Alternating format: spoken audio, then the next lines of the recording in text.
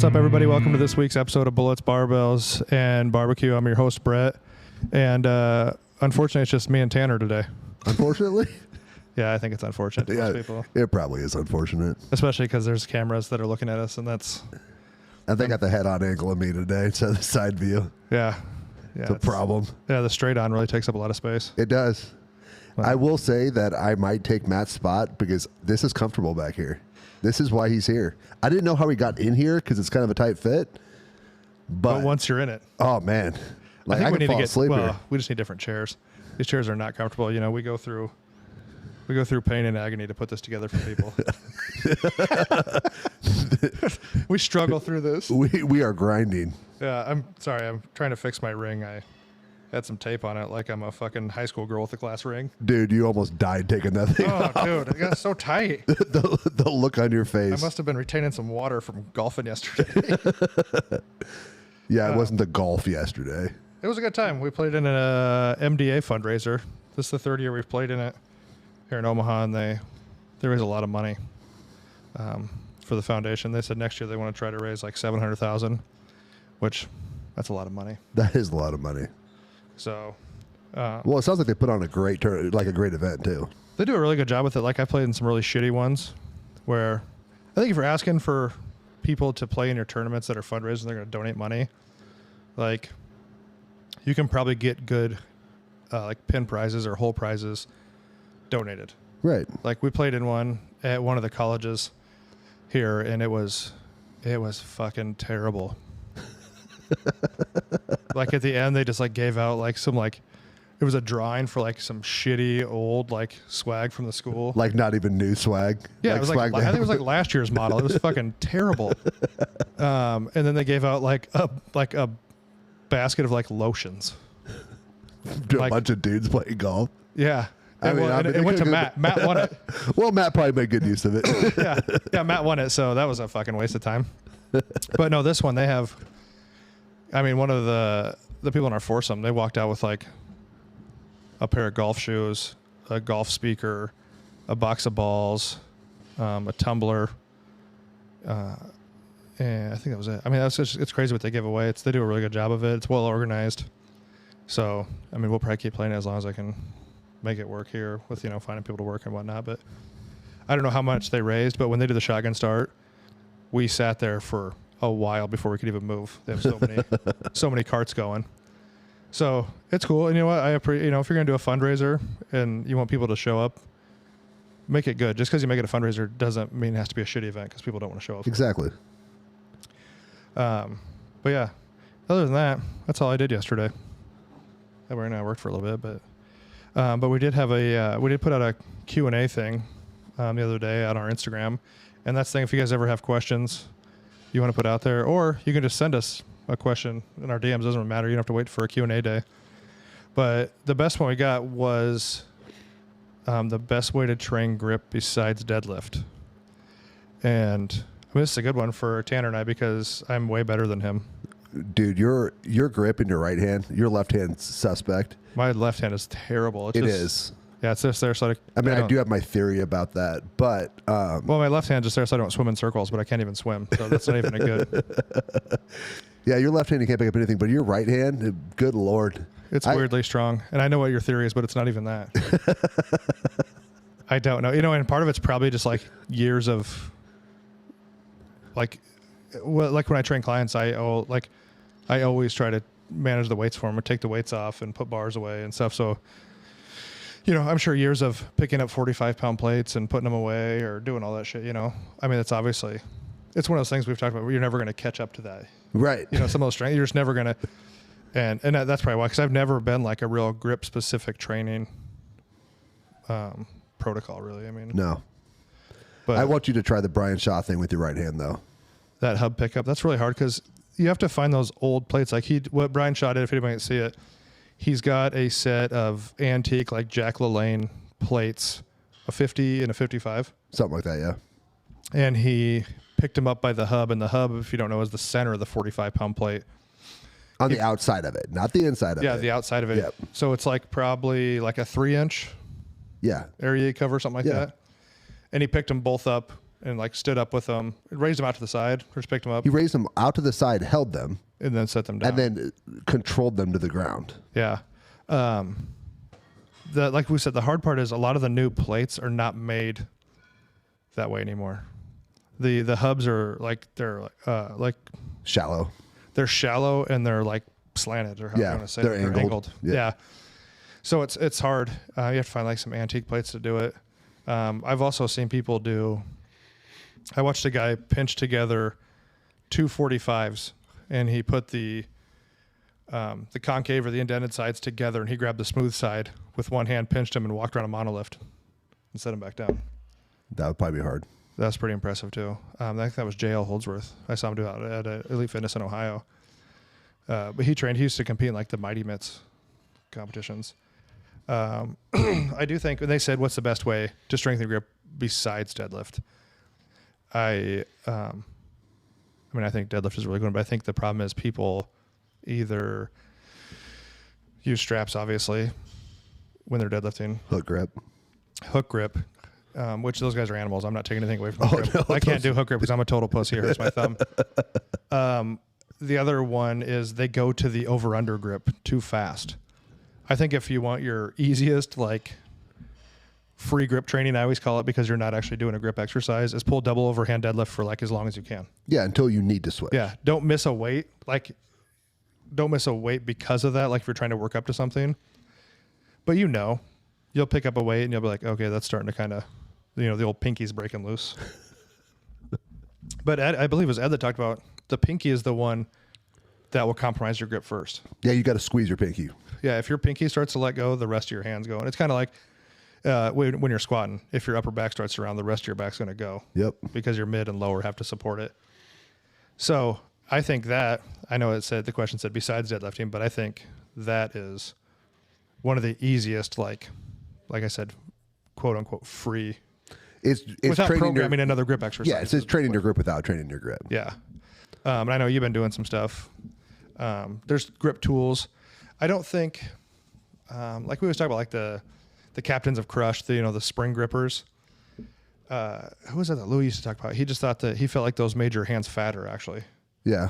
And you don't want your hand to be fatter to grip, because then it's just harder to grip. Right. You can. Which one were you doing? Like the hardest one? No. I've done the 2, and I've gotten the 3 like really close. And they make a 4, and they might make higher now, but for the longest time, the 4 was the biggest. And if you get the captains of Crush, you can get certified in Iron Mine. If you close it, you have to have an official judge do it, and you have to has to be a brand new one. And then what they do is they have, looks like a credit card, and you have to close it and touch the credit card with both hands, or both grips on it. Have to touch it and squeeze it. But there's some theory that makes your hand fatter, which making your hand fatter doesn't help you hold onto the bar any better. No. But I would say the fat grip stuff, if you're just doing dumbbell stuff, I think most of the grip training is just as you're doing other things, if you can work on your grip at the same time, as a bonus. Yeah. So like double overhand axle bar deadlift, or farmer's carries, like as you're doing other things. Yeah. Yeah, and just work your, like you said, if you're doing farmers, do your walk and then stand and hold it for longer. Yeah. If you're doing like a double overhand on a deadlift, stand there and hold it longer at the top. We do have a couple of grip trainers here. We have a pinch grip trainer, which is like fucking super hard. Yeah. Mike's good at that. Yeah, Mike is weirdly good at that. He's not good at a lot. No, he's not good at many things in life. But his pinch grip and talking. Yeah, he can crush both of those. Crushes. The other one is I don't even know what you call it. It's like a vertical where you pull the 2 bars together. That grip trainer we have, I don't even know what it's like a standing grip machine. Oh yeah, you can plate load it. Yeah. Yep. And that one's good too. Yeah, that one's good. And I don't think that one's going to make your hand fat. No, and actually I was saying, going back to that was one that Westside had where they had I think it was a 100-pound plate welded on it. Oh, perfect. And you would squeeze it and then stand your body weight on it. Yes. And then hold it for as long as you could. You actually had me, I put 2 plates on it and had to raise myself up on it. Yeah, and it will rip your hands apart. Yes. Not like in a bad way, but it will pull your fingers open. Yeah. After a while. Those are good ones. I know you've been doing, that's an old, the old Ed Cohen one with the suitcase deadlift in a rack. Yes. No, you told me to do that. Yeah. Yeah. And I got that from Ed, just grabbing a barbell in the middle Standing obviously sideways in the rack with it just below your arm length. Yep. And then standing up with it. Now, I know some people have taken it, and I don't remember if Ed did this or not, but they would tip the bar back and forth. Yes, that is very difficult. Yes, because then again, it's back to the pinky thing. You got to keep your pinky holding on to it. That's a really good one. That was one that Ed, and it's also go to oblique training because you have to hold. And that's the one thing, too, people I don't think realize as far as the oblique stuff goes. That is your most important ab group when you're talking about stabilizing during a squat. 100%. However, it's also for people who want that like tapered waist. Like we're not in that group. No, if you move a bunch of heavy weight, squatting, deadlifting, you are never going to have a tapered small midsection. Yes, probably not. I mean, there are the few freaks out there. Not all. I mean, contrary to popular belief, not all powerlifters are just fucking fat. They're actually thick in the midsection because of how they train. Right. Now they do carry some more body fat. I'm not trying to fucking get away from that. I know that, but usually it's a thicker midsection which I also think is part of the reason training without a belt for as long as you can too. It's kind of like your grip training because you can build that core strength.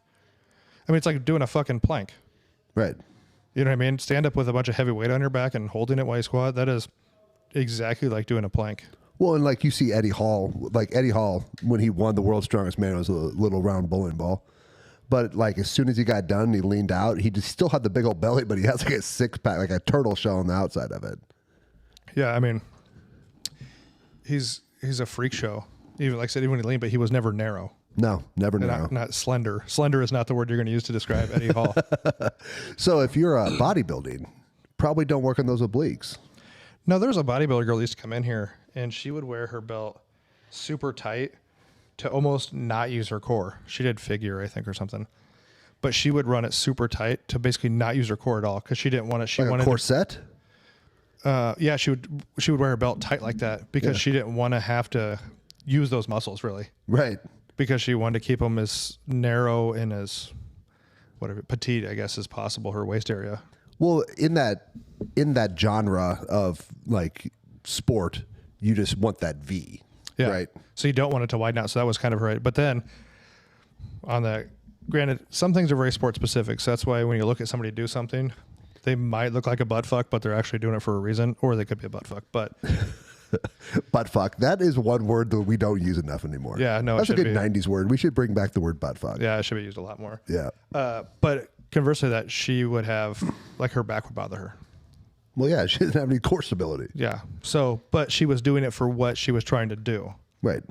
So I'm sure, later on, then you can always train back and do whatever you want to do on that. But well, I mean, that is one thing to remember when you're seeing people do things like Kevin Durant. If anyone's an NBA basketball player, he's a great basketball player. I think at his combine, he could barely bench 135. Yeah, he doesn't need to. But he doesn't freaking need to. No, I mean, I feel like the more muscle you have, only the strong survive, Right, at the end of the day. Yeah, at the end of the day. I mean, you see somebody, dying in a hospital, they usually wither away. So the longer you can wither, you hope that they can find a cure in your wither time. Do you want the slow fuse or the quick fuse? Yeah, yeah. But yeah, I'd rather just have some time to wither and hope for a cure. Yeah.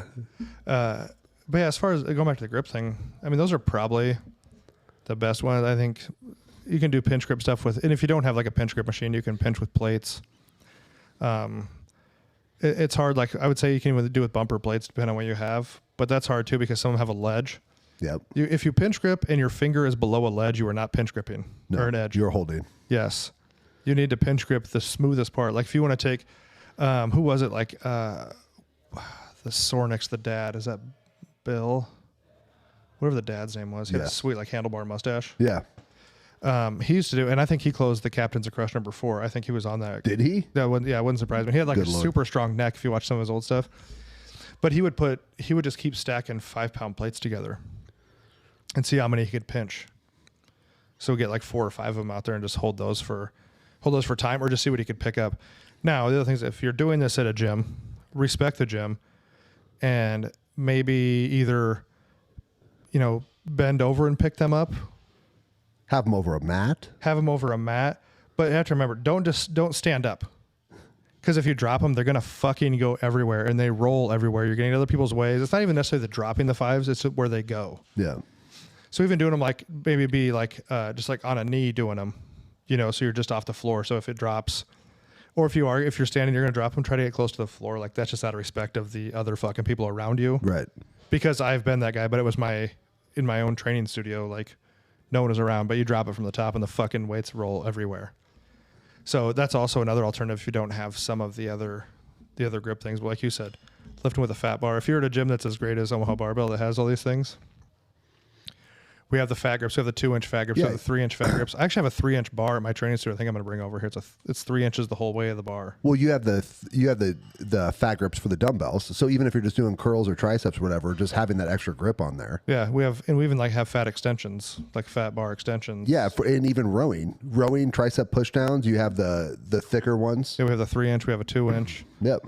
Yeah, we like our lat pull down bars. Yeah, we have those 2-inch bars. I don't think grip training is anything, and I could be wrong, but I don't think it's anything that you can just like totally focus on and see like these massive improvements. I think it's just one of those things that's like over time, you keep doing things like you work up to your deadlift without switch gripping or putting on straps. Mm-hmm. You just keep working on things and understanding that you're trying to work your grip the entire time, but it's just a period of time. Time trumps all.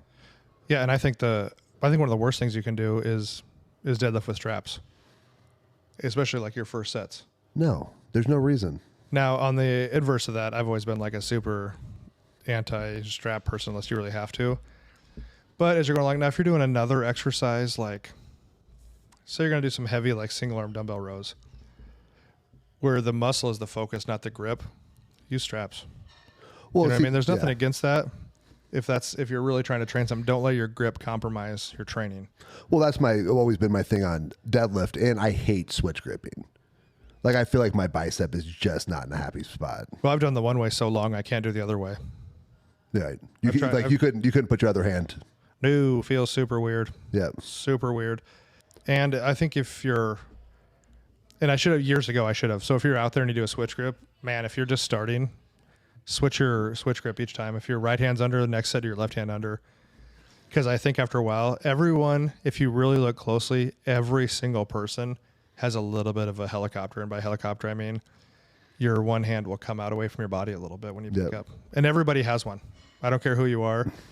You probably have even just the slightest one. You have a side that's not going to be as close to you because you've always, and it's usually your underhand. Yeah. Because you're pulling so fucking hard into your body with your overhand, you'll twist a little bit. And I mean, like I said, especially on max efforts. But I'm so far fucked on that, I don't think I can go back the other way. We can't unfuck this, is what you're saying. Yeah, and I think if I would have known this like starting years ago, I probably would have gone. Yep. Or just been a fucking monster and just pull double overhand all the time. Just like not be a pussy and just freaking hook grip it. Well, not even some of those people. Somebody that can pull actual double overhand without hook grip is very impressive to me. If that's the only way. Is that what Deadlift Panda does, or does he hook grip? Who's Deadlift Panda? You haven't seen Deadlift Panda? I don't know who that is. Freaking Asian guy on Instagram. Is he young or old? Middle, 30, young compared to me. No. And then I was thinking of I'm trying to think of this is an older guy. So I started following this dude during the pandemic. And he was like lifting. You could tell like he couldn't go to the gym. He was probably in some place where they locked everything down. Couldn't do shit. And he's lifting in his apartment. So everything was like slow down because he didn't want to go. Oh, sure. So everything was like slow up, slow down, super controlled. And this guy can do sumo or conventional over 700 pounds. By looking at him, if he weighs 200, like he's probably 185. And it's over 700 both ways. And he's double over. I think he might even just be double overhand. He might have straps. I don't know. Or little hooky things underneath. That is impressive. If it's actually double overhand. And get me wrong, I'm not taking away from hook grip because I cannot do it. First of all, I think my hand is almost too fat to hook grip. I can't get a hold of the bar very well. I can't get my thumb around. I can hook grip on my left hand, but like I busted up my right thumb and I can't get it. Oh. So. Yeah, I can't hook grip at all. I'm just a pussy. But hook grip is impressive also. Yeah. And I think even different ways of, Like I remember I used to train a dude that did jiu-jitsu back in the day. And some ways to train their grip is they had like an old gi. Okay. They're all like their top, and they would do pull-ups. Oh, I was going to say towel pull-ups. Yeah, same idea, but they would hold on to the collar of the gi and they could do pull-ups that way. Let's go back and watch some old Rocky movies. We could probably figure out some good grip shit. The one like Tanner said, do pull-ups with a fucking towel. That'll change your life. Yeah. And here's the other thing too is if you can't do a pull-up, you can hang. Well, and it's okay to like throw a band over the top and put it in your feet. There's that. Or, take that towel and do rows. Yeah. You can home make one with like a carabiner. Yeah. And use the towel because you're going to hold on for that. So there's all kinds of. Yeah. I forgot about the towel pull up. Yeah. And they just used a gi. So I had a gi, like somebody had given me for that. And you could just hold the lapel or collar, whatever you want to call it on those things. I don't know the actual technical term. Yeah. Technical term. We should ask John when he was here, and do pull-ups that way or do rows. We'll go with collar. Yeah. And it doesn't have to be a pull-up. Like I said, it can be a row. It could be anything. But also, if you're going to train grip heavily, remember the next day is going to be like the worst day of your life. Yes. Because your fucking hands and forearms hurt so bad. One time, I can't remember what we did. This was years back. I don't know if we deadlifted heavy or did something stupid. And like that night I was at Target with Amber, like walking around. And I was like, oh man, shocker. I had a shit while I was at Target. Weird. Yeah. And my fucking forearm and hand cramped up wiping so bad. Like I couldn't even like hardly like move in the stall. It was like just that's a struggle. Shit, it was a terrible experience. Terrible experience. So yes, be prepared. Okay. One time, I went out one time to a driving range. Did you finish wiping or did you just quit? No, I finished, but it was like fucking detrimental. Yeah. Yeah, it was bad. Because I'm not a Can you folder. Can you wipe with your left hand? I have not even tried. Matt said he's been working on it to be ambidextrous. Yeah, I can. I can't. It's just not worth it for all the hand washing afterwards. Like it's going to be like excessive hand washing because there's going to be poop on your hand. Yeah. Well, so I was actually talking, because most people, their non-dominant hand is stronger or their non-dominant side is stronger, but not coordinated. No, and my theory on the stronger is because you hold everything in that hand so you can use your dominant hand, you'll carry all the groceries in your left hand. Yep. You can use your right hand to open the door. Yep, to do everything. Yeah. Yep. Yeah. So. I think that's a good theory. Yeah, at least it's been working. Yeah. A lot of times your left side, like if you're right-handed and right-footed, your left side might be stronger. If you're like athletic, because that's your plant foot. Yep. A lot of times if you're going to do something, you'll plant and then use your other dominant leg to do whatever. But yeah, no, I finished wiping though. But we talked about I'm a crumpler, not a folder. Right. So you have to like hold on to the crumple. Yes. Yeah. You can't just like let it slide around. You could have gone with the whole girl thing and like just wrap it around your hand. No. And what's funny is a buddy of mine was out at Westside doing a certification like that same day. So I sent him a message. I was like, hey, ask Louie what I should do when my fucking forearm and hand like lock up from grip training while I'm wiping. See if he's got a solution, but I don't think he asked him. So that's still a mystery of my life that I've never gotten solved. And now you can't ask him. No. R.I.P. to the legend. But no, that was a lesson to learn. But when you're training grip, I said I went to a driving range. Talk about grip. I hit like 150 balls with just a driver. And my fucking left hand hurt so bad for like a week. I couldn't even hardly close it. Well, two things. I'm probably gripping it too tight. don't grip it that fucking tight. But the other thing is that, people talk shit about like golfers. Like anyone who hasn't golfed and you want to say like golf isn't athletic, like go carry your bag and walk for 18 holes. Yeah, I'm not doing that anymore. I had to do that when I was growing up. That's 7. It's 7 miles. It's between 5 and 7 miles if you walk 18 holes. And you carry or you have a pull cart? Well, I have a pull cart now because I'm elderly. I had a pull cart when I was like 14. But when I was growing up golfing, we had to carry. We had to carry our own bag. Yeah, no, I had a pull cart. You ever play Quarry Oaks? No. So let's see, going from 15 to 16, it's probably not that big of a hill, but after you've walked for 15 holes and you're walking up, it is like you're walking up a fucking mountain. They had to have a water station at the top of that thing. I thought I was going to have to push my cart I used yesterday. It was very underpowered for me. For you? Dude, it was... Was Matt in the cart with you? No, Matt couldn't golf this time. So we brought a girl in, which helps because then he get a tee off from the Reds. Well, and she was probably better than Matt. She was better than Matt. She had some... Her first shot was pretty bad, and she knew that, but then she kind of lit it up after that. She was a little nervous in the first one. Yeah, so yeah, it was just her and I. So it wasn't Matt, because Matt and I have definitely fucking weighed a cart down before. That's another thing about golf. Like, you know how nervous you are when there's other people in the tee box that you don't know? I fucking hate that. That's why when I go places, I don't want to... Like, my friend and I were golfing, and they were like, hey, we got another 2 with you, because, the golf course is trying to make money. And I was like, I fucking hate this. So I told the guy, I was like, hey, you guys just play ahead. Like, I'm bad. Yeah. And he was like, oh, no, they told us, we need to play. I go, for real, dude, just go ahead. And it's like older guy. Yeah. And he was just like, well... they said we should do this. And I said, what are they going to do about it? And I just looked at him. And then he was like, all right, well, we'll just play ahead. Yeah. Yeah. And then we played where they had a starter. I told you about that. Yeah. And I didn't know what that guy was doing. So our friends with us, and I go, hey, what the fuck is the deal with this creeper over here? So the guy can hear me. And he goes, dude, he's the starter. He makes sure we get started right. And I go, why would I pay to fucking golf and not start golfing? No, he's make sure all the tee times. It's usually an old retired guy who likes the game of golf. Yeah, that's fine. But why would you send me to the tee box and I wouldn't go? Some people don't, or people jump ahead. And then so we teed off, and I go, this guy's not going to follow us all fucking day like a weirdo, is he? And I said it really loud, and the guy just drove away. You're an asshole.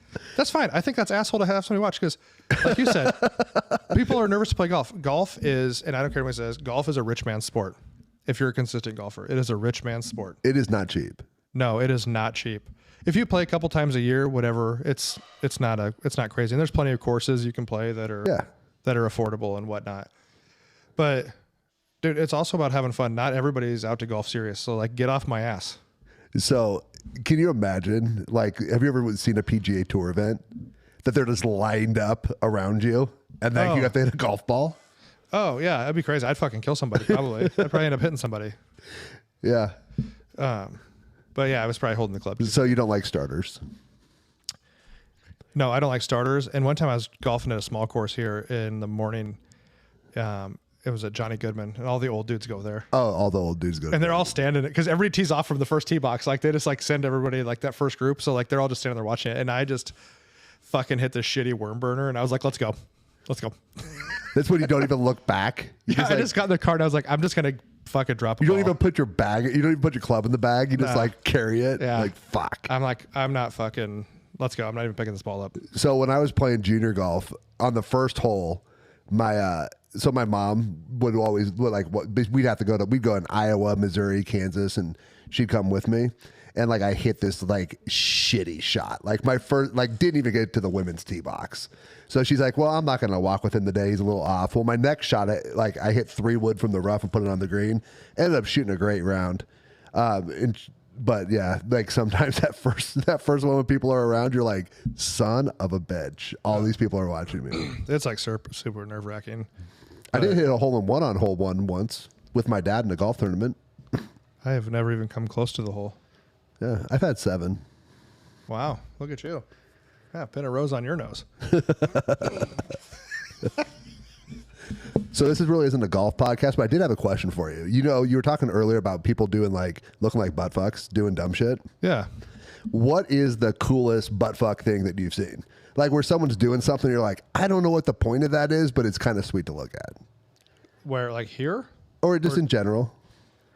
Do you have one of these yourself? I do. Oh, you tell me. I don't understand it really.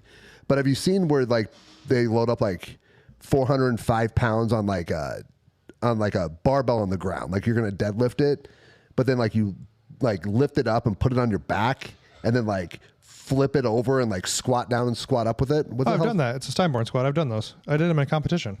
Dude, like it looks dumb as fuck. So actually, if anybody likes to do crazy weird lifts like that, they have them down in Kansas. They're called they're all around competitions. Okay. And the reason they did that was it was basically pre-equipment, pre-racks. Oh, okay. That makes So sense. you would have to. So when we did the competition, you'd have to stand it up on end, shimmy yourself underneath of it, tip the bar onto your back, stand up, wait for a squat command, squat it, and then set it back on the ground. and that was the. So you have to get it from over your head back, like on your back. You had to get it over your head and then sit it back down. Not over your head because you kind of lean forward and you tip it onto your back. Oh, okay. So you tip it back down. And then you just kind of, when you squat it down, you kind of tip to that side, and then you have to kind of like push it up and then stand up, and then you have to set it back on. Okay, so if you saw someone here attempting that, would you? Well, because I already know it. Okay. If I did, like, so they would do like in that same competitions, they would do a pullover and press. So you'd lay on the ground, and if you were like svelte enough, you could roll the bar over you and then like hip heist it up, and you could basically floor press. Okay. So that would be like pre benches. But some of the guys that were not svelte, and at that time I was still svelte enough to do that. Yeah, I've seen some pictures. You were pretty svelte. So if you were a bigger guy, they had like a timing thing. They would start it rolling, and as soon as it got past their head, because you would turn your head sideways. Move this fucking mic on. You would turn your head sideways, and as soon as you got to your chest, they would almost like do this crazy fast like sit up and flip it into their arms. Okay. And then hip heist it up, and then they would press it. Huh. So you'd hip heist it up, and then you'd have to do the press. So what's that one called? The other one's called a Steinborn squat. Yeah, that was just like a pullover and press. I don't know if that actually had a name, but this is the same place that we did the Jefferson lift before, like caught fire lately. Okay. Like What's a Jefferson lift? that's what they deadlift between their legs. Oh, okay. Like Massonomics has been talking about it like for a while, and like So like you have one leg on each side of the bar, and then you reach down and pick it up. yeah, so you're at like a stagger stance because you can't do it straight parallel with the bar because you can't. Right. Yeah. It was funny. There was a guy there. He was a great presser, but he had like little fucking T-Rex arms. So he couldn't do it because he would bottom out on his beanbag I was going to say trying to do it. So he couldn't do that lift. If you have short arms, you're going to be right up in your business. Yeah. They had all kinds of crazy lifts there. They would do like this harness lift. You'd put a harness on and the bar would run between your legs and they'd hook a chain around the bar. There was a special kind of bar, had an eye on it to hook into. And he had a metal like walker basically. And you would have to stand up and just get the bar off the ground, and you'd do like 2,500 pounds. Feeling like a fucking man. And dude, they would do like 4 or 5 events at these things, and they'd all be like back heavy events. And you just, when we would drive back from down there, it was down in Abilene, Kansas. Dude, we would come back and we'd stop like in York to pee, and it was like evolution getting out of the car. Like you were just like hunched over, and then by the time you were like, you get to the bathroom, you're leaning on the wall like that old creepy guy that's like leaning on the wall peeing, you know, like it's a struggle. Yeah, and then you could kind of stand up. But I don't know, the most butt fuck thing. That's a really hard one. That's also like strongman stuff. Like is all back. Like people like why does your back hurt? You like, well, you deadlift, you pick up a fucking stone, that's back. You freaking pick up a sandbag, that's back. You like axle clean and press. I mean, you just like everything is freaking back. Yeah, I tell everybody who talks about doing strongman, I'm like, you literally take everything you've learned about lifting technique and just throw it out the fucking window. Yeah. Like when you do a stone, you know, normally like, oh, you're gonna basically pick something up. You want to keep your, you know, lift with your legs. No, you literally wrap your body around the stone and pick it up in like the most disgusting looking fashion you can find. Well, like so I was picking up a stone, and my coach is like, your butt's too low. Like you gotta you gotta just like RDL that thing up. I'm like, but with a completely rounded back. Completely rounded. Yeah. Yeah, just RDL. Like, but actually when you do it that way, it's way easier. Yeah. Like you're never going to squat a big stone. No. And I mean like the deadlifts, like they're just like hitching fucking everything they can. They're shelving them. That's, I feel like with deadlift, if it's on the fucking ground, you get it to your hip, I don't give a fuck how you got it there. Yeah. Yeah, there's some, I mean, you want to really test your grip. We don't have the full on Thomas Inch back to the grip thing. But we have like that Thomas Inch trainer, that circus dumbbell. That's, what is that thing, like 2 1/4 the grip on it? Oh yeah, it's pretty big. And that's 153 pounds. Yep. To pick up with one hand. I got it. I did as well. I know. Well, you got it first, and then I had to come over and like. But my left hand couldn't do it. No. I had to come over and get you from the counter and be like, hey, Brad, I'm ready to set a world record here. Yeah, so you can send the video to your mom. She doesn't care, though. Obviously, we talked about your golf. She didn't even want to watch. But no, the first time I tried to pick up, because Al, my friend down in Kansas, where we had the all-around meets, he had one of those, but he had the actual one and a trainer one. And I was like, oh, I wonder how bad this is. And I went to pick it up, and it didn't move, and all the bones in my hand cracked. I was like, oh, okay, well. So you got the little one for here so you can look like a man? No, a guy made it for me. Brian Benzel's dad made it for me. Brian Benzel's dad could make a lot of shit. Brian Benzel's dad Trent is a very skilled craftsman. Yeah. And I mean, and back Like I haven't met him, but I've seen his work. and Benzel was a phenomenal strongman. Yeah. I mean, that guy could press the world. Yes. It was good. It'd been cool to see him go further in the sport. It's a tough sport, though. I mean, he made it to the world's strongest man. Twice. Yeah. I mean, like, you know, he didn't place, but I mean, just making it there. Yeah. What do they take? Like you're the 15? you're the top fraction of a fraction of a fraction of the percent of people who do that. Yeah. What do they take, 15 or 20? They may take 25, but like, is it like 5 pods of 5 to start off with? Yeah. So even at that, let's say they take 30. You're one of 30 out of how many fucking billion people in the world? Right. That have made it that far. Exactly. And now his friend Spencer, who's a good dude too, he's made it now. Yep. Right? Isn't he competing next year? I believe so. Yeah. Spencer Remick, he's also a strong one. Yeah, we kind of really flew off the grip thing. Well, I mean, how long do you want to stick on grip? That's true. I get it. See, stick on the grip. Also, even without, I don't know. Like, I think people overuse chalk on grip things too. Is there such thing as overusing chalk? Yes. I bathe in that fucking. I know you do. So did a girl that used to train with us. She did, and she still makes jokes about it. But that's another one. You can't have too much chalk. Plus, chalk adds 10% to your strength. That's not true. I think though people put it on too early. Maybe, yeah.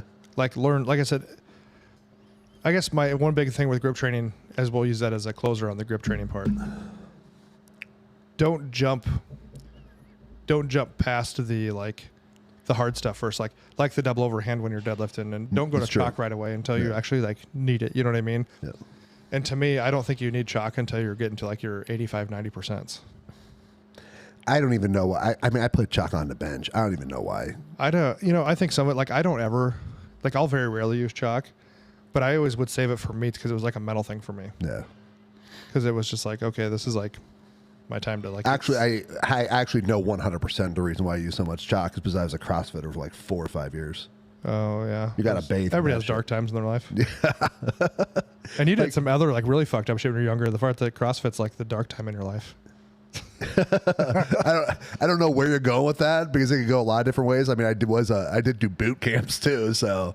Yeah. Is that what I just meant personal life. Oh yeah, personal life. Yeah, a little sideways. Yeah, that's all right. Though you came back from it. Yeah, a little bounce back. He came back from that. He came back from CrossFit.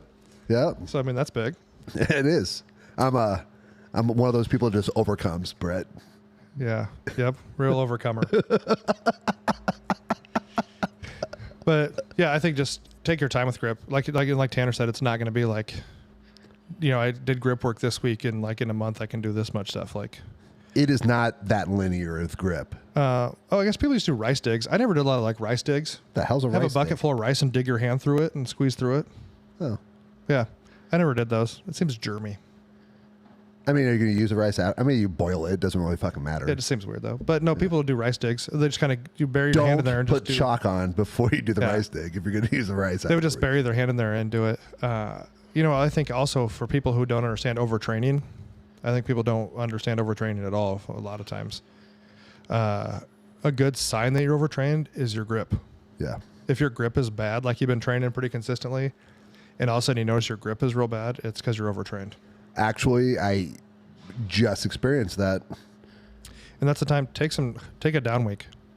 People don't like to do down weeks. They don't like to do... God, I hate doing down weeks. And I mean, if in a down week could be just doing nothing at all, and it could be lighter stuff, whatever your body needs. But you have to remember, just because your muscles are recovered, your nervous system is not recovered. And your grip is a direct correlation of your nervous system being fucked up. That's like when you get the guys who are deadlifting over 1,000 pounds. They say they can only, if they max out and they do that, they can't really even deadlift for 6 weeks. Oh yeah, your body's fucked. Yeah.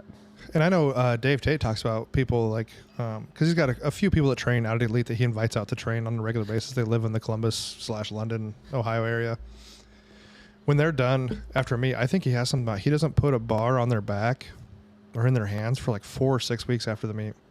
So they're doing belt squats or any of that stuff to help kind of traction that stuff out, which is also, I mean, I don't think that's kind of the end all be all, but that's not a bad idea though. See, I just have this mixed feeling with rest. It's if you lived in a third world country and you have to walk 2 miles to get water and carry it back on your fucking head, you don't get a rest day. Well, no, but that's also accommodating resistant. Like you're never changing the load. If you're walking What the if same, you have more water? you can only have so many hands. That's true. It's like if you're trying to lose weight and you start walking every day and you walk a mile, well, you're going to get less out of walking that mile every day you walk it. That was the story of Milo, right? You know, Milo carried the calf. That was the folk tale that he carried the calf every day and it was progressive overload until he was carrying a bull. Yep. Because it progressively got stronger or bigger throughout time. But I mean, if you compare like a third world, but you also look at like we work out and do conditioning, animals don't, and they're the most fucking dangerous things out there. You don't see like tigers out there conditioning. Yeah. Bears don't condition. They fucking sleep for like 6 months and they murder people after that. If you could be one animal, what would it be? Have we talked about this? No, but it's like if you could be an X-Men, who would you be? Because that's a tough one. Wolverine. Why Wolverine though? Just because he's badass? Yeah. But what about Professor Xavier? You can literally Don't give kill a fuck. people with your mind. Don't care. If you could be a Marvel character, Hulk. I don't think he would actually. He's too uncontrollable. I don't give a fuck. Well, you would. Well, probably not. I mean, Banner's smart. Yeah. He's a fucking nerd. And then Hulk's a psycho. It's a pretty good combo. Yeah, but I mean, he's got to be able to rein him in, though. Well, in the newest one, he is smart Hulk. Yes. I don't really like him that much. I kind of like uncontrollable Hulk. Yeah. I mean, I do like Wolverine. I get it, but it's like... Well, who would you be? Professor X? You know, here's one thing I don't get about... This is really nerdy. Here's the thing I don't get about Professor X, right? The guy can, like, mentally... He's got, you know, his telepath. He can do all this shit, right? He can kill people with his mind. But he's in a wheelchair. That motherfucker can't make his legs work? Do you know what I mean? Like, there's a give and take to life, Brett. Dude, he's in a wheelchair in the cartoon, if you remember. Yeah. His wheelchair hovers. Obviously, his mind is making that thing hover. Hey, God giveth, God taketh away. Dude, I don't get it. You can do all this shit. You can't make your mind. You can't, or either you can't just like float. I guess not. I don't get it. You're overthinking this. When you are into our nerd character, right? And when we're nerding out, there cannot be logical thought attached. No. But I've always wondered that. Yeah. Okay, here's one for you, though. Superman versus Professor X. Who wins? Well, if he can just come with his mind, it'd be Professor X. Yeah. There was like a big debate about that for a while. Like, they were like, oh, like Superman was just going to wreck it. I mean, I know that Superman's overall probably the best superhero, but like, I don't know. Yeah, and then people be like, oh, Batman, dude. Sorry to break it to everybody. Batman's not a superhero. He's a rich fuck. Yeah. Even there's that video. He's like, I'm just really rich and athletic. Yeah. He's just rich. Yeah. I mean, that's like Tony Stark. Yeah. I mean, granted, he got that thing put in to keep his body going, whatever the fuck that thing's called. The little thing to keep the metal out of his heart. Yeah, but he just made the suit, and that's all he did. He's not a superhero. Yeah. I don't know. It's always the suit is a superhero. Yeah. Yeah, it'd be tough to decide. Who was the butler guy in Batman? Alfred. Dude, Alfred was shit. I like Alfred. I think he was the brains behind that operation. Probably. Yeah. Which one, the British one, or you mean the old one back in the day? Either. Yeah. Like, I like the Dark Knight series. I like the Alfred in that one. Yeah, the British dude. Yeah. It was pretty good. Even that one with Rob Pattinson wasn't bad. It was very dark Batman. Yeah. But I still like Michael Keaton. He's still my favorite. Michael Keaton's your favorite? Yeah, he was the original. Was he the original? No, it was Adam West, the old one. Okay. Yeah, but the first like Batman movie. Yeah. With Jack Nicklaus. Oh yeah, he was a good Joker. Yeah. Joker is the coolest like villain in all of Batman. Yeah, I'll give it that. Just because he's such a psychopath. Like you know, when people when people are crazy, like that's scary. Yeah, because you never know what's going to happen. No. This really trailed off a lot. It did. And there's only two of us. So there's only 50% of the blames on each side here. Yeah. But I think we answered the grip question, though. Yeah, you can only spend so much time on grip. You just got to do it every day. You just got to do it. And like I said, but watch your grip when you're thinking about if you really want to optimize training, pay attention to your grip. Because if it starts to go bad, you're probably overtrained. Honestly, if I was going to train grip, I would, and also like train it on off days. Like I wouldn't train grip after deadlifting. No, I mean you could because you already got it warmed up. Yeah. That was the closest I ever came to closing the number 3. Was that for deadlifting? Yeah, like Captain's a Crush. Yeah, I mean, I guess it's the same as like you smash your triceps after you're done benching. Yeah, but even like Tanner said, if you're on it, just add things in like when you deadlift, do double overhand. We talked about if you're doing curls and tricep stuff, use fat attachments. Yeah. And we can train. You can literally train grip every day if you wanted to, just based on the attachments. You're doing tricep pushdowns. If you're doing bench, use the fat bar. If you're doing pushdowns, we have like we have like a fat rope here, or like you said, use a towel. Yep. Any of that stuff. But no, I think we gave some good ideas there. I think we kind of smashed the grip question. We did. You have not said the dumbest butt fuck thing that you. I know, because I can't think of. I don't know. Maybe it's because I see so much dumb shit. I can't really keep it together. No. I think that's probably actually. I mean, some of the things you were saying, like like the Anderson, The Jefferson. Yeah, an Anderson squat's different. Yeah. What is Anderson squat? The Anderson squat's where you have the pin set, I believe. Like halfway. Yeah. That one's kind of difficult. Paul Anderson, I think. That one's pretty difficult, but it's hard to get like set, like because you're up, Yeah. like you're halfway up. You're like in a like no man's land. Yeah. I was doing that the other day. I didn't know what it was called. Yeah, I think I probably in all of my judginess, I just think people are more butt fucks than life choices they make. Oh, okay. That's probably where I get it. Yeah. Because I see I'm here all day at the gym, so I see a lot of weird shit. Butt fuckery.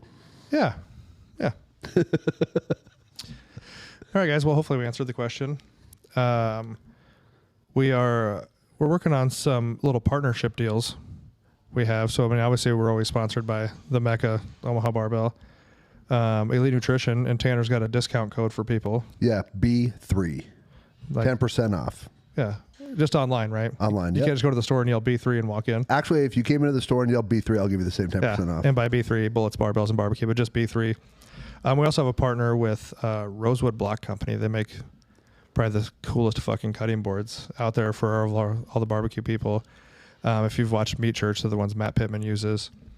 All of us, except Tanner, have one. I just need to quit being such a cheap ass. Yeah, their blocks, I mean, they're expensive, but the quality and just the overall craftsmanship, like they'll do designs. I have a flag one. They're Brisketeer. I think we're going to get another one for here with our logo on it. They'll do custom logos, put your names in them, everything. They do awesome stuff. It's a small company. They're out of Arkansas, I believe. They're also doing a discount code for all of our listeners, which is also B3, wherever the discount code, I'm assuming, to checkout or wherever it comes up at, will work for that. I don't think it goes with any other like sales or coupon, but the B3, and they'll give you 10% off your order. You order there, and like their stuff's just awesome. And they have the supplies to keep your board looking good because they have like the oils and oh shit. So if you get a board, you have to do some like stuff to it. You want to do some maintenance. I mean, it's not like it's not going to work. Okay. But you want to do some maintenance. But they make like after you use it, like I don't know if you're supposed to use soap and water. I use it real light, soap and water on it. Yeah. Just because you're slicing raw brisket on it or whatever you're slicing, and they have all different sizes, like but you can do kind of whatever you want to for engraving. I've given tons of them as gifts for people. Their American flag ones are super cool. It's called a Brisketeer, so it's a massive board that you can fit a whole brisket on and slice it, and that's it's got the juice groove around it, so you don't lose. Ooh, the juice groove. Yeah. So check them out, Rosewood Block, I think my rosewoodblockcompany.com. Okay.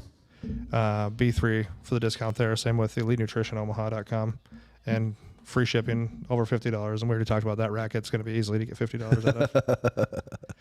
But we really appreciate you guys listening. Hopefully we educate and entertain. We do have a new pumpkin spice latte protein in, and I am not a pumpkin spice latte guy. Steve and I have this argument. Actually, here's a question for you. Would you assume that most pumpkin spice latte people are male or female?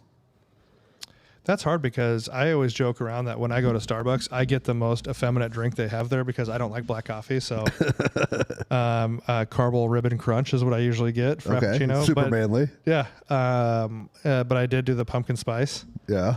And it's fucking good, dude. It's just like, to me, like Frappuccinos are like ice cream with like a light coffee flavor to them. But I don't know, because you asked me, I'm going to guess men. You're going to guess men. Because the way you asked me is the only reason I'm saying that. No, it's definitely women. Well, I assume women, but because you asked me. No, like Steve and I just have this argument all the time because he is the most basic. Oh, he likes pumpkin spice? Oh, dude, he gets pumpkin spice lattes, pumpkin fucking honey, pumpkin air freshener for the store. I do have Uggs. Does he have Uggs? Because I do. I told him, I was like, if you come in wearing Uggs, like black leggings, like I'm going home. So in defense of it, I have a pair of Ugg like house shoes. Yeah. That are super comfortable. Yeah, I bet you do. Yeah, no, I do. And you also have the boots. They make Ugg like work boots, like construction boots. Do they? Yeah, and it's like they're so comfortable. It's like walking on dead sheep. I got them when we were in Vegas a few years back, and it was on New Year's. We were out there, and I wore them the whole time. Dude, feet were so warm and like super comfortable, warm the whole time. Yeah. So they do. And the guy that was working at the Ugg store really took a liking to me. I'm sure he did. So he gave me some really nice Ugg shoe horns too. Because if you have a large shoe collection and you don't like to be bent over for long periods of time, a shoe horn should be in your life. Well, yeah, I don't think you mind being bent over for large periods of time, do you? I don't. No. Because if you're a larger person and that blood, you have to take that deep breath to bend over. The blood rushes to your head. Shoe horns. If you don't have a shoe horn, you need to get one in your life. Well, I mean, you've seen my shoe collection. Yeah, there's like 2 pairs. Yep, and they just slip on. Yeah, so that's just another tip out there for people who want to get gains. Shoe horns. Shoe horns or if you no have laces. If you have a sock putter on or thing, you're too far, I think. You know what I'm talking about? Like, unless you have like an injury for some reason, or you have like some real reason you can't. But if you have that's too far. I do. You have a sock putter on her? I do not. Oh, I don't either. I didn't know that one existed. Yeah, you fold your sock around it, and then you can just like pull your sock on. Oh, I feel like I learned something every time when I'm talking to you, Brett. That's what we're here. We're here to educate and entertain. Yep. Thanks, guys. If you don't follow us, follow us. Tell everybody about us, even if they don't like us. That's fine too. But yeah, subscribe, like, share, and we'll see you guys next week. Thanks.